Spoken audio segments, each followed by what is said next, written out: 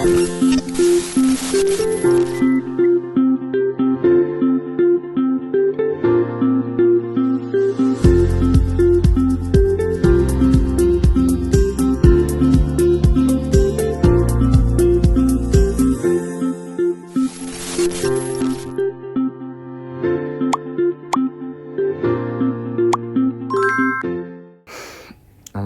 good evening, everybody. How are we doing?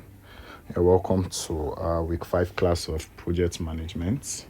I hope you've had a wonderful week, and I'm assuming by now we've all started and gone far in our group assignments.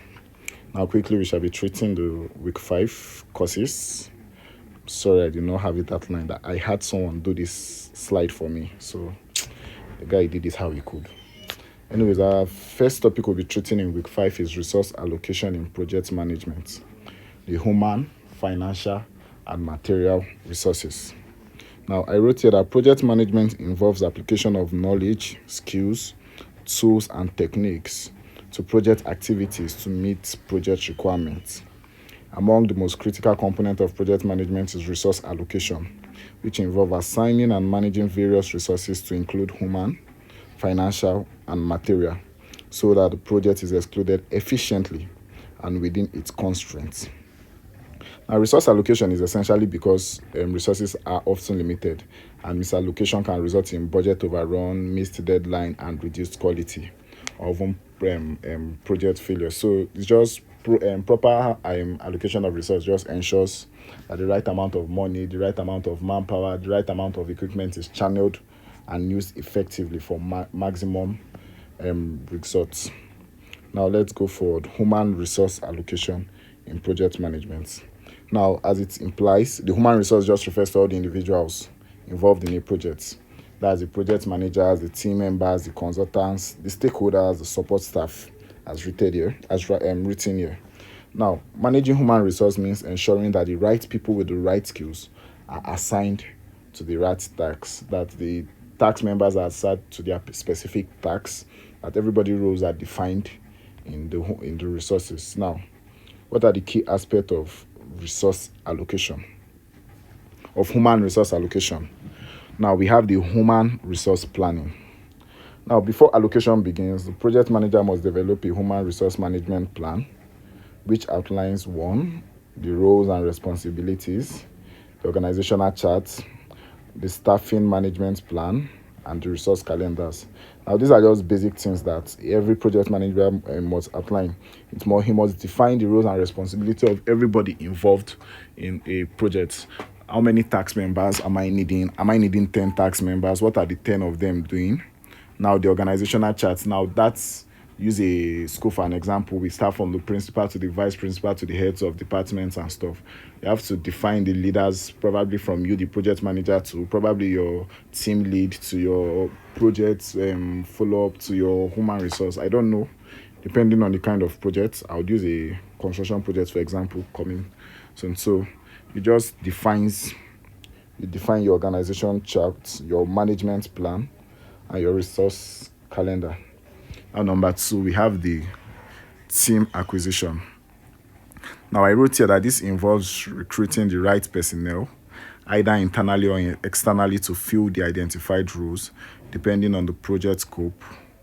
Now, a team might include technical experts, which are probably, if you are developing a website, the technical experts will involve probably the graphic designer, the front-end designer, the back-end designer, the web developer, the app creator, the coder, the person who writes the code. I've talked about the backend and frontend. So they are just technical experts related to the particular field. Say you are going to the construction field, you probably need the mason, the engineer, the quantity surveyor, the architect, the mechanical engineer, the electrical engineer, as the case may be. So your technical experts are determined by the kind of projects you are going to run. It is not specific. Now, your project support staff, these are basically like probably an assistant, your personal assistant, your financial assistant, your financial secretary, probably general secretary, depending on the scope of the work and the allowable income provided in the job. Now, the more the size and the time frame of the project, the more support staff you will need. But you should also know that more support staff requires more finances in a project. Now, I say the contractor or the consultant. Now, let's say it's a app creator, so we're going to need auditors. If you create an app, there are probably a banking app. There are people called auditors in the banking sectors who come to audit financial apps and make sure that they back key. I think back end designers do that because I've worked on that.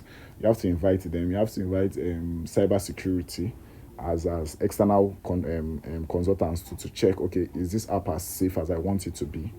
So these are just things. We have the external vendors also, which are required in your team. Now, your task assignments. Each team member should be assigned tasks that align with their skill sets, experience, and availability. Now, tools like the responsibility assignment matrix or the RACI charts, responsible, accountable, consulted, informed, are commonly used. Now, it's just basically as it implies. Say you are doing a app creation project, a graphic designer should be assigned the job of designing graphics, of probably that would be in place, or a website designer should be given the job of designing a website. You cannot tell the website designer to come and start and be writing your back-end code or your front-end coding. He does not have the capability and the capacity to do that. So each team member should be assigned the tags that align with their skill set. A graphic designer designing graphic, an architect drawing plan, a quantity surveyor doing the cost estimates, as so on and so forth. Now we are moving forward. D, we have the capacity planning. I think I like this slide. Now, the capacity planning ensures that workload is distributed among team members to prevent burnout or underutilization. Yes. Now, this is mainly for projects that probably trying to think of an example, but for actually almost all projects.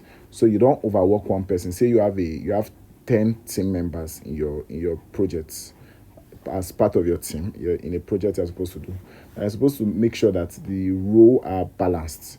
In as much as they are specialized role, you also have a way of balancing them so that you do not overwork one person. You do not give the role of a website designer to probably a front end and a back end person, or a cyber security, and overbear him while the others are doing minimal tasks. You try to balance the workload for everybody. Now, moving forward, we have the performance monitoring. Now, monitoring team performance, helping reallocating resources as needed, and ensuring the project stays on track. Now, this is just basic for every project. I think we talked about this in week 3. It's also part of the work breakdown structure, which allows you to monitor your progress. You use it in the chart grant and the Gantt chart and the this diagram, network diagram. Yes, so it helps you in monitoring your projects. Now, techniques include performance appraisal. Yes, you celebrate who are doing well. You commend who deserve commendation and reprimand who deserve reprimandation in a team. We have the KPIs, the key performance indicators. Now, for most of us who work in probably public sectors, or I should even say the private sectors, there's something known as the KPI, which I think some companies do. Oh, sorry, my slide has scattered. Yeah, some companies do monthly, while some do by quarterly, some do annually, some do by quarter, some do biannually, depending on the company specification. Now, the KPI is just key performance. I think they take track of everything you do at that particular period of time and everything you are supposed to do. There's a way to calculate it in the public sector, I think, but they use the key performance indicator. Then we have the feedback loop. That's getting back feedback, more like a suggestion feedback, getting back feedback from other people involved in the project. Now we move forward to challenges in human resource allocation. What are the challenges in human resource allocation? Skill mismatch. Let's start from there. Now we know that in the country we find ourselves in Nigeria, we are sentimental people. Now, because of I have a project and I probably want to get my friend involved, regardless of the fact that I know he's not qualified, I could bring him just so as to get him involved and have him paid or something. Now, that is one of the issues we suffer in the project management system. The skills mismatching skills, giving designs to someone who is probably underqualified or who does not have the skill sets to carry such. Now, we have conflicting schedule. Yes. Now, the issue of conflicting schedule can be determined when you specify each role that, okay, this person your job is just to create websites. This other person, your job is just to be in charge of the cyber security. I don't know. Now, so that they don't have overlapping of job duties as people. Now, team conflict. Now, someone I worked with would always tell me it is easier to manage cattle than to manage human beings. Now, we are people from different ethnicity, and Nigeria is a country of, I think, 774 local government ethnicity. I don't even know, but 774 something, 36 states, lots of local governments, lots of ethnic group. Yeah, 774 ethnic group. Yeah, I might be wrong, but 774 something. So it is very difficult to work, and I think conflict is part of team bonding, because after the conflict is gone, there's like, as much as some people might end up beefing you and stuff, but conflict is sometimes mostly inevitable, because even siblings fight. Even your brother, who you have known for a long time, if you guys are involved in a project, you guys would fight. So regardless, conflict is one thing you would have to do it as a team leader, and you have to be smart when dealing with it, not taking side. Yes, as a project manager, you learn to handle conflict. I think it's part. I was going to add leadership and time management to this project management scheme of work, but I did not do it earlier, so it is not encompassed in this scheme of work. So I'll probably do a separate note on it and just drop on the group chat.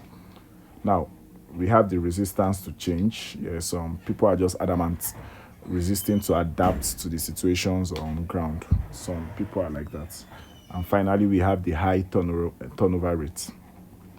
Now, what are the tools for human resource allocation? I think I mentioned some of these tools when we talked about tools used in project management. They are basically the same thing. We have the Microsoft projects, which I would advise you all get. We have the Primavera P6. I use that. I'm a civil engineering student. We have a Trello. I'm a civil engineer, but sorry, I say student.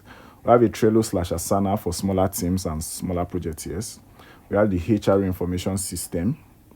We have the resource histogram and workload chart. The other tools, actually, I just listed the most common one that we use in the project management space. Now, financial resource allocation in project management. Yes, this is the part 2. Now, financial, I think I love this slide. This was well done. I should applaud this boy. So a student of mine made this chart. He's an SS3 student who I've been teaching since GS3. So because of I have to do lots of things and everything, so I push most of my project. I developed the note and give him to do most of the little jobs for me. So if he could even teach, I would have even let him teach you guys, but he cannot. He just probably just create slides and help me do some research on other things I'm doing. So a student did this for me, by the way. Now we have financial resource includes all funds required to plan, execute, and complete a project. Basically, as the name implies, just require finances. Now, budget and what is involved? It's a component of financial resource allocation. We have the A, budget planning and cost estimation. Yes.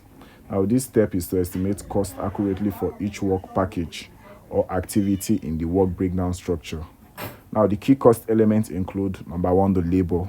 Now let's put in place, we are using a construction projects. Yes, I always use construction projects. We have the labor. Now you calculate the labor.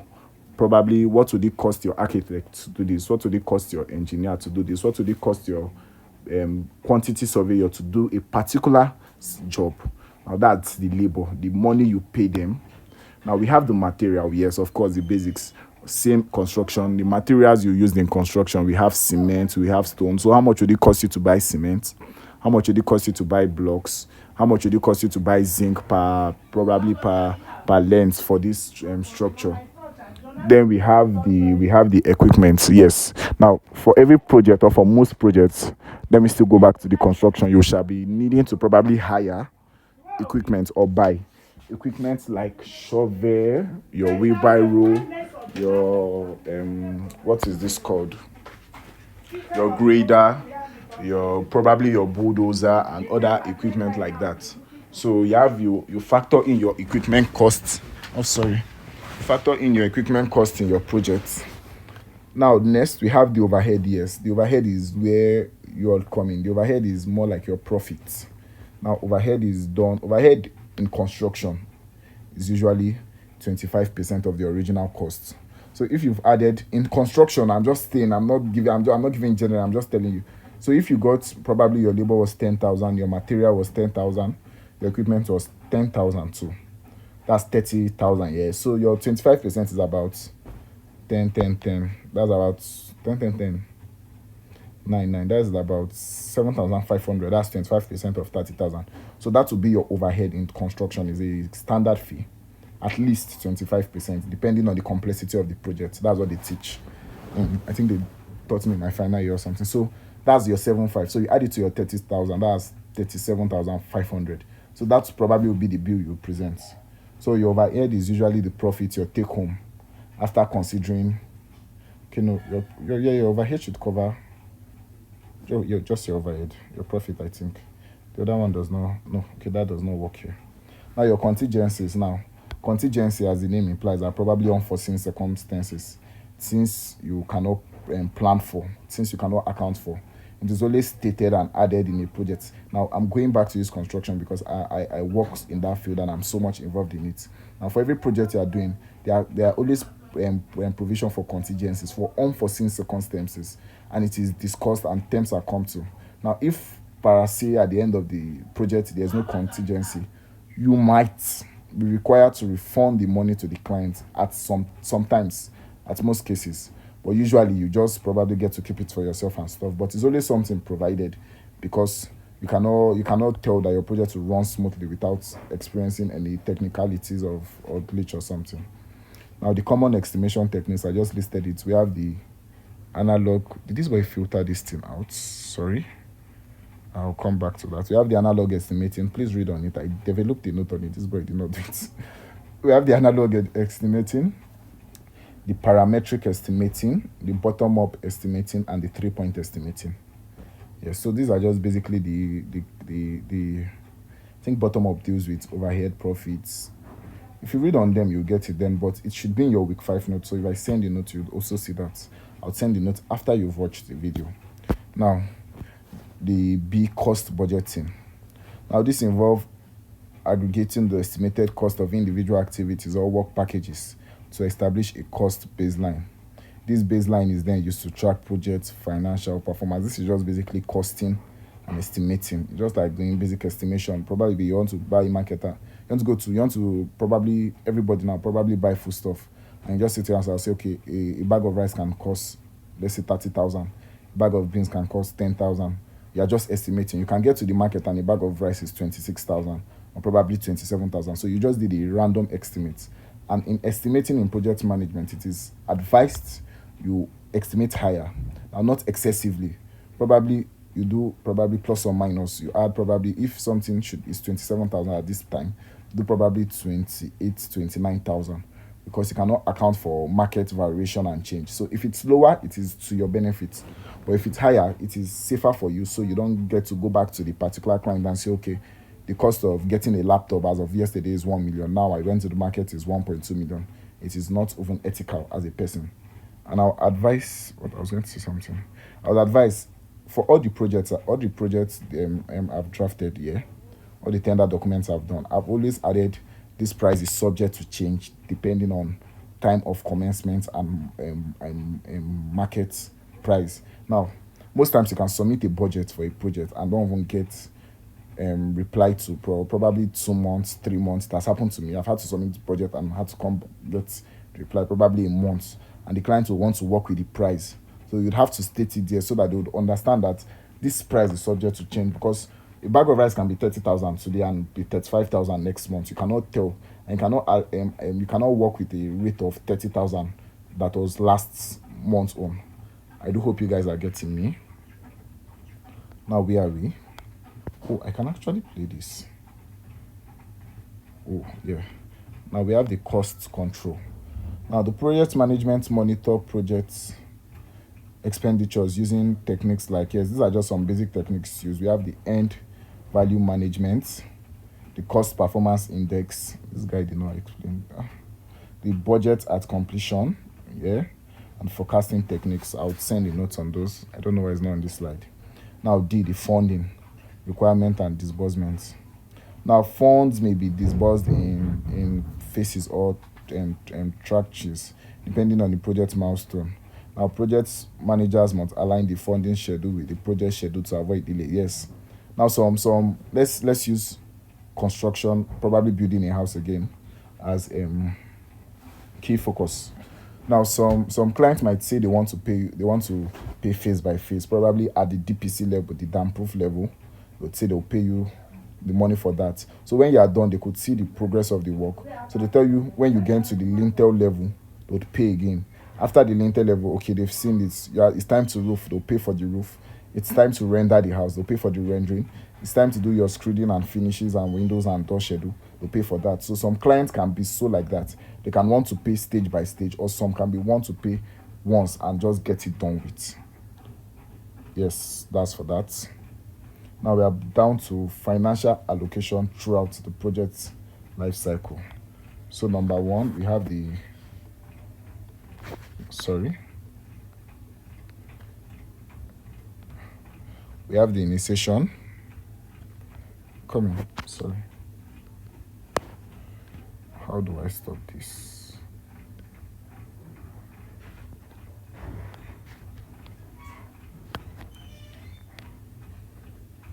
I'm so sorry. Trying to get something. I shouldn't have played this. So how do I do this? Okay, let me do this first for now.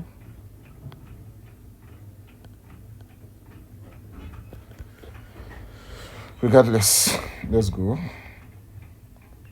What have I done? Sorry.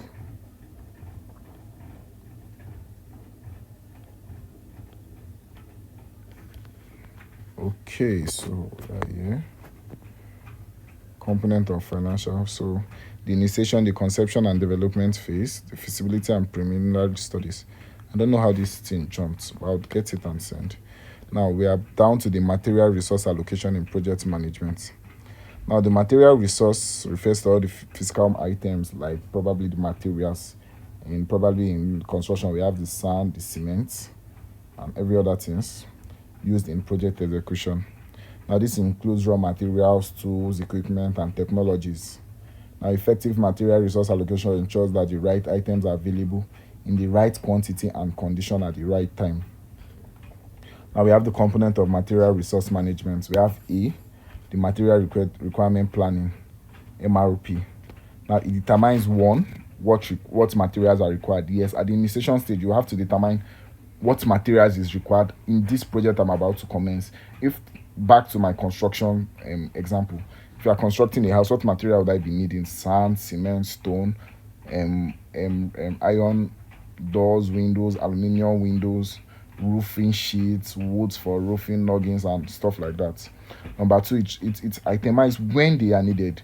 When would I be needing the zinc? Okay, when I get to the roofing level. When would I be needing the doors and window? Okay, when it's time for me to render the house and have it installed. When would I be needing the paints? Well, probably when I'm done with the house and I'm ready to probably do the finishes. So this one itemizes when materials are needed. Then number three, in what quantities? Yes. Now in construction, there's a course we do. It's called taking off. So you do taking off. You do it in your second or third year, and taking off schedule and bill of quantity. So when you do taking off, you determine the amount. That's why an architect can tell you the amount of blocks you're going to use to build the house, even before conception, just working with the dimensions. So you have to determine as a project manager, depending on the kinds of projects you are doing, what quantity of material is going to be used to deliver such projects. Now as I wrote here, it is closely tied to the project schedule and procurement plan. Okay, procurement plan should be week 7 or so. I don't know. I'll check the scheme of work. Now B, we have the procurement management. Now this is very, very, as it implies, it involves the supplier selection. As a project manager, which supplier am I using? Who is more trustworthy? Who is more beneficial? Who is more cost effective? You're not going for the cheapest, you're not going for the most expensive, you're going for decent quality. Always under promise and over deliver. That's like your role in life. You under promise and you over deliver. So it should also reflect on your budget. Now, who are you contracting to do this job? See, I was asked to develop an app. Who am I contracting? I know I'm going to be contracting a website designer, I'm going to be contracting a cyber security, I'm going to be contracting a coder, I'm going to be contracting a data analyst, a data scientist, a front-end dev, and a back-end dev, and the likes of them. So these are people who you'd be contracting to deliver a particular project. Now the payment term, sorry. What am I videoing? I don't know why I'm videoing. Okay, but then the payment term, yeah. Now the payment, we also have logistics, sorry, under procurement management, and we have the payment terms, just as it implies. Now, procurement strategies includes just in time, bulk purchasing, leasing versus buying. Now, those ones would seal the full notes. Can also read on them. They are actually self-explanatory. Now, inventory management. This involves storing and tracking the use of materials to avoid shortage, stealing, wastage, obsolescence, and common systems. We know how Nigeria can be. Now we have the FIFO, the first in, first out, the LIFO, the last in, first out, the EOQ, the economic order quantity. So these are just techniques you can use to perform the inventory management. Now, the asset management. Now, larger projects often involve high value equipment that needs to be maintained and tracked. A proper asset register with depreciation schedule and maintenance log is critical. So this is basically if you are doing a very exponential project, trying to think of one, probably a good construction project if you get one, top of my head. Now the logistic and delivery. This is probably just the transportation costs, storage costs, lead times, ensuring timely delivery of materials to the job site, basically. Now, what are the challenges in material resource allocation? I'm just doing this. Why? We have the supply chain disruptions, yes. Most times, from the supplier, before it gets from the supplier to the end user, to you, who is the project manager, there might be sometimes disruptions causing an increase in time, probably elongating your project, costing you more finances in probably paying your staffs and other people involved in the project. Because the more a project runs, the more cost it will occur. Now we have the poor quality or damaged good. Yes, you could probably buy a bag of cement now, probably 10 bags for a for a job you will not do now, and probably before the time you need the cement, probably maybe rain fell, it becomes damaged or something. I don't know. So most times we have the damaged goods. We have incorrect inventory levels. We have theft or misuse, which is a very common thing in Nigeria, might I say. We have the regulatory issues, yes, e.g. custom clearance. Now, if you're doing a project which requires you importing goods from overseas, you'd have to pass through the necessary legal channel. Most times you would have get hindrance from customs and immigration, thereby sometimes delaying your job and elongating the project's time for the job. Now, tools for material management. We have the inventory management softwares, e.g. we have Zoho Inventory, we have NetSuite. I think I have NetSuite. I think on my system. We have on my second phone, I don't know. We have the enterprise resource planning ERP system, yes. We have the material takeoff tools. I have that one, especially in construction. Like they said, I do have that. That's example. We have Plan Swift. We use it in construction for material takeoff. Then we have the procurement platform. Yes. Now, we are moving forward. Number 6, integrated. No, sorry, a new topic. Integrated, not a new topic. It's integrated resource allocation strategy. Now, I wrote in in modern project environments, resource allocation must be holistic. That means you need to integrate the human, the financial, and the material resource to work in a single framework, so that they are not disorganized, so that it aligns together. And what are the techniques? We have one, just like we've previously discussed in our week 3, the work breakdown structure. It breaks down the project into manageable chunks. We've talked about this, the Gantt chart and network diagram. We've talked about it also. It helps you visualize the project schedule and resource dependencies. Yes, we talked about this. So this will help you in financial and material planning, and even in human planning, this Gantt chart and network diagram. Then 3, we have the resource leveling and smoothing. Now, the resource leveling delay tasks to resolve over allocation. It also resource smoothing adjusts task timing without affecting critical parts. Yes. Now we have the critical path method and the PRT. It's useful for identifying critical tasks and aligning resource efficiency. We have the EVM, which was mentioned earlier, which integrates scope, schedule, and cost to assess project performance and forecast completion. Now moving forward. Okay, I did a case example. Now, case example, resource allocation in a construction project. Forgive me for using construction projects. I'm a civil engineer, so I would always be biased to them. Now, the construction company is awarded a 6-month contract to build a mid-sized hospital in Lagos. 1. The human resource allocation. Yes, I broke this down. Now, we have the project manager, which is you. Now, who are the people you are bringing in? Which personnel do you need? Which technicians do you need? Like we mentioned earlier. Number 1, you have your site engineer. We have your civil engineer. We have your electrical and mechanical technicians. We have your mechanical technicians, by the way, consist of your welders, your plumbers, your elevator and escalator personnels, your M&E, mechanical, your HVAC, heating, ventilation, and air conditioning. They all fall under your mechanical engineering and technicians. All the electrical engineer does with powering, solar system, and the likes. We have safety officer. I forgot to add an architect. Yeah, we have the architect. Now, what tools would you be using? You'll be using your ROCI charts, your scheduling software, most likely your takeoff software too. Your plan Swift for takeoff measurements. Now, your financial resource allocation. You have the total budget, which has been given, 550 million. Now, what does it entail? Cost estimation. You have your labor, 150, your material, 200, your equipment, 100, and your contingency, 50. How did I do 300? 500, yes. So this covers for the total budget. But I think in this case, your overhead and profit was added in the labor. I think that's what I did. So the overhead and profit has already been considered into the labor. Now, what tools would you need? You have your MS Excel for probably billing to draft your bill. I would send a sample of a bill. I should have one on my phone that I did not too long ago. I would send one. Someone should please remind me after watching this. I'll send a sample of the bill I did recently. Then we have the end value report. Yes. Now, your material resource allocation. Yes, I mentioned this. You have your cement, your steel rod, your brick tiles, your electrical wiring, etc. You have equipment like the cranes, concrete mixer, scaffold, wheelbarrow, shovel, head pan, trowel, and the basics.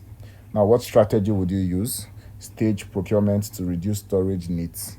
JIT delivery. Yes. This stage procurement also release material damages, because the longer probably cement stays in a store, it becomes moist and damp and causes loss. So it is one of the best strategy to use in a construction project. Now, what tools might you use? We need the inventory control system, the procurement plan, and the asset register, because you are dealing with equipment like crane and concrete mixers, which are heavy duty and expensive equipment. Now, what are the best practices for resource allocation? I added this year. We have the plan early, we use data-driven tools, monitor continuously, communicate regularly, have contingency plan. Always have a contingency plan. Always have a contingency plan. Say prepare for resource unavailability or emergencies. Like I said, they are usually more often than non emergencies in a project. So you always have a contingency plan and a contingency finance to cater for that. Now, in conclusion, I just wrote this: effective resource allocation across human, financial, material dimension is fundamental to the sorry, I'm talking like this, to the success of any project. Now, while each resource type has its unique characteristics, the goal remains the same: to maximize efficiency, minimize waste, and ensure timely project delivery. In today's complex and fast-paced project environments, managers must be equipped with both technical tools and strategic thinking to allocate resources wisely. By integrating people, money, and material through well-established methodologies and technologies, managers can navigate constraints and drive their project to successful completion. Now we'll go to the part B of this teaching. We have the budget planning, basics, and cost estimation technique in project management. Okay, this is where I did that, not earlier. Now, what is budget planning and project management? It is just, my second phone. A minute, please. How is the data of this phone on? Okay.